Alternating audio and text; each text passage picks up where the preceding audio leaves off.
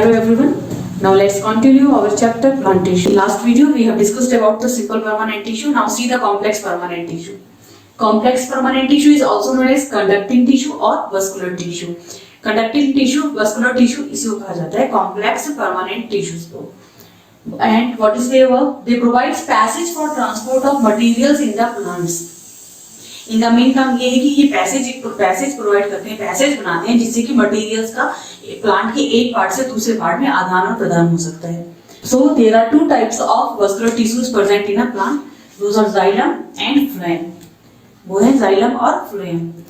देखिए vascular tissues हैं, these will be present only in the higher plants. केवल higher plants में ही पाए जाएंगे वस्कुलर टिश्यूज जहाँ पे कि well distinct vascular system present होगा, जहाँ पे कि कंडक्शन ऑफ मटेरियल होता है. But in lower forms of the plant like moss, algae, इनमें वस्कुलर सिस्टम नहीं प्रेजेंट होगा. Those are non vascular plants. उनके अंदर vascular system, distinct vascular system नहीं प्रेजेंट होता है, तो उसके अंदर ये टिश्यूज एब्सेंट होंगे in the lower forms of the plants like algae, moss. Now see these vascular tissues. There are two types of vascular tissues, xylem and phloem. Now xylem, it is formed of thick-walled tubular dead cells, except xylem parenchyma. Xylem tissues की जो cells हैं वो thick-walled होते हैं और these are tubular, tube की formation करते हैं and these are mostly dead cells. इसमें xylem parenchyma को छोड़ के बाकी सारे जो हैं वो dead cells होते हैं. And the cells are mostly placed end to end and the partition between them dissolve to form a long channel. एक के ऊपर एक करके प्लेस रहते हैं ये cells, जिससे कि एक के ऊपर एक ऐसे करके प्लेस रहते हैं और इनके बीच का पार्टीशन जो है ये डिसॉल्व हो जाता है. तो इस तरीके से एक पैसेज की फॉर्मेशन करते हैं. तो इससे क्या होता है कि एक चैनल, लॉन्ग चैनल की फॉर्मेशन होती है जिससे कि ट्रांसपोर्ट ऑफ मटेरियल में हेल्प मिलता है. And what is the function of xylem tissue? Xylem tissue transports water and minerals absorbed by roots from the soil upwards through the stem and branches up to the leaves.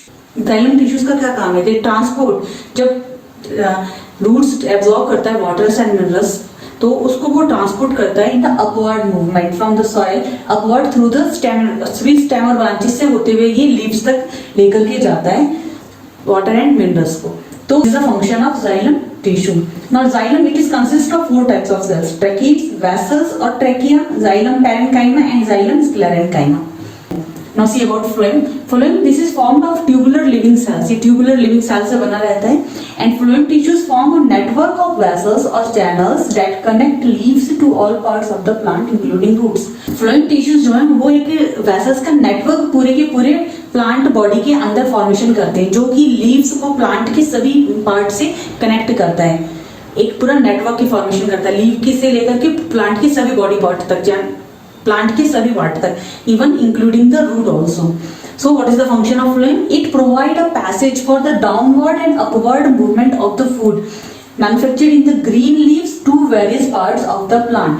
तो phloem का क्या काम है कि जो भी leave के अंदर, ग्रीन लीव्स के अंदर जो भी फूड मैन्युफैक्चर हुआ, इट ट्रांसपोर्ट दैट फूड, उस फूड को ट्रांसपोर्ट करता है किसी भी डायरेक्शन में वो ट्रांसपोर्ट होगा. इधर it will be in upward direction, in downward direction. तो फूड जो है वो ट्रांसपोर्ट होगा और दूसरी जगह पर जाकर के कलेक्ट होगा इन रूट्स एंड इन स्टेम्स और somewhere else.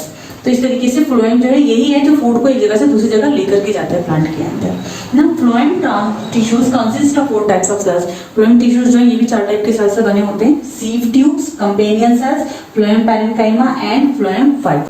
Now see detail of xylem tissues, the cells which make xylem tissues, detail about them. There are four types of cells which make the xylem tissue. It's tracheids, vessels or trachea, xylem parenchyma and xylem sclerenchyma. Let's see one by one what is their structure and what about them. Now tracheids, these are elongated dead cells, provide mechanical support, play important role in transport of water, and these are having thick lignified valves. तो tracheids जो है वो लंबे cells होते हैं, dead होते हैं, and these इनका काम क्या है कि ये मैकेनिकल सपोर्ट प्रोवाइड करते हैं जाइलम टिश्यूज को. इनका मेन फंक्शन वही वाटर के ट्रांसपोर्ट में ये हेल्प करते हैं. और इनकी जो सेल्स होती है those are lignified cells, thick lignified cells present होती हैं इनके अंदर. These are also dead cells. Tracheids भी डेड सेल्स हैं. And next one is vessels और ट्रैकिया. वेसल्स और trachea these are also having the thick lignified walls and these are also dead cells. ये भी डेड सेल्स हैं, thick lignified walls होगी इनकी. तो vessels और trachea, they form row of cells placed end to end, forming tube-like structures, open from both the ends. ये एक के ऊपर एक ऐसे रहते हैं और इनके अंदर की जो ends होते हैं, these are open. तो इसकी वजह से एक पैसेज की फॉर्मेशन करते हैं, एक पूरा पैसेज की फॉर्मेशन होती है, ट्यूब एक वेसल लाइक स्ट्रक्चर की फॉर्मेशन होती है, रो की शेप, रो की फॉर्म में एक के ऊपर एक ये ट्यूब लाइक स्ट्रक्चर की फॉर्मेशन करते हैं अरेंज होकर के। And these also provide the mechanical support to the xylem tissue, and these also help in the transport of water and minerals bounded by lignified walls, and these are also dead tissues. The third one is xylem parenchyma. Xylem parenchyma, these are the only living cells present in xylem tissue. xylem parenchyma केवल एक living cell है जो कि present होता है xylem tissue के अंदर, और ये हेल्प करता है in the conduction of water and mineral same as the others, and it as it's a parenchyma cell, जैसे कि पैरेंकाइमा सेल है तो definitely what it's work, it will store the food, it store reserve food in the form of starch. इसके अंदर food जो है starch की form में स्टोर रहता है, रिजर्व फूड रहता है इसके अंदर। Now but these don't have lignified cell wall, इसकी सेल वॉल लिग्निफाइड नहीं होगी, these are having thin cell wall.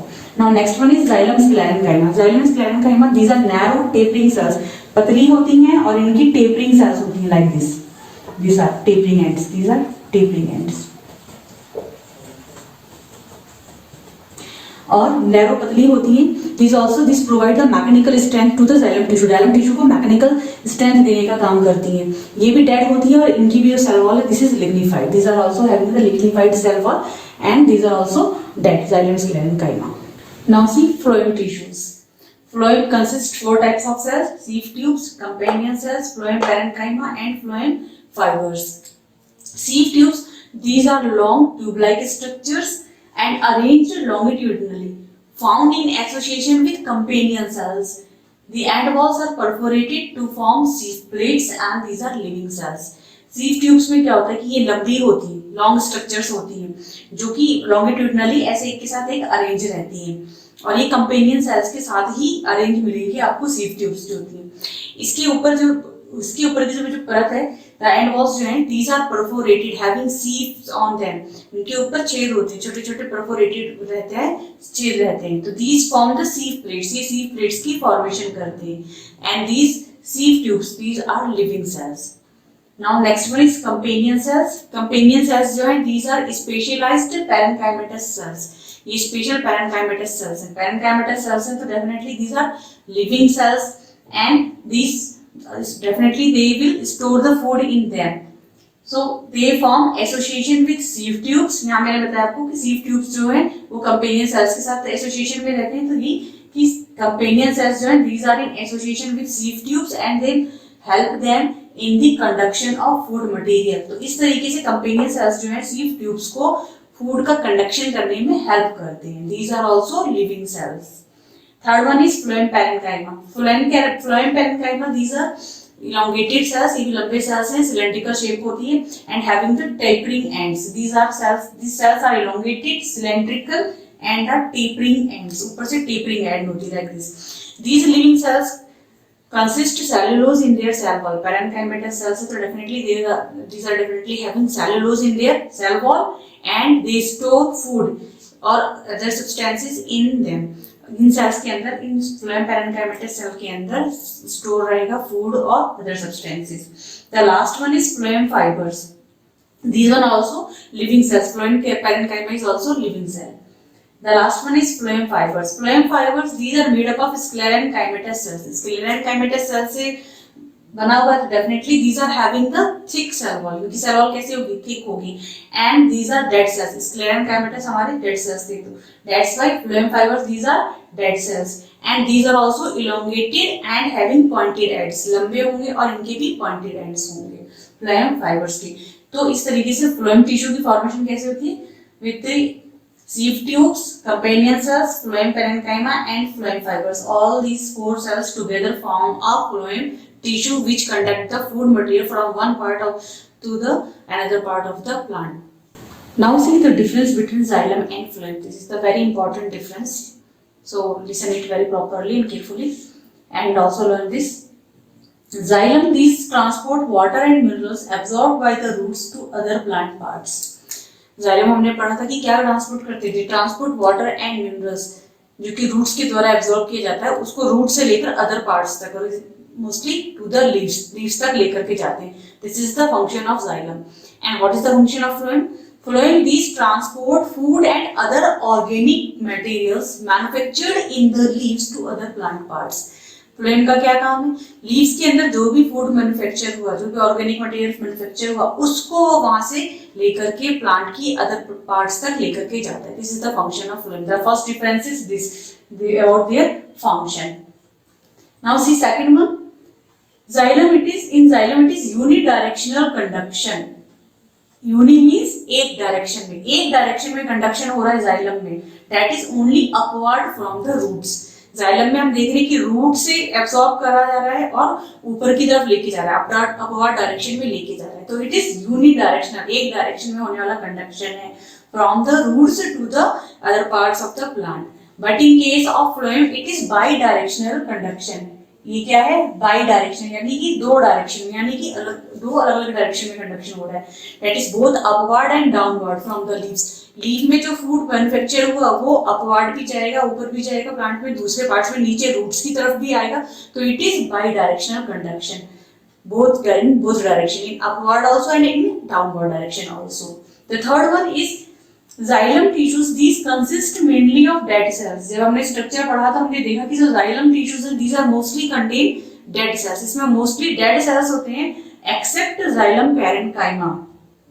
और जो ये डेड सेल्स होते हैं there is no cell content present in them.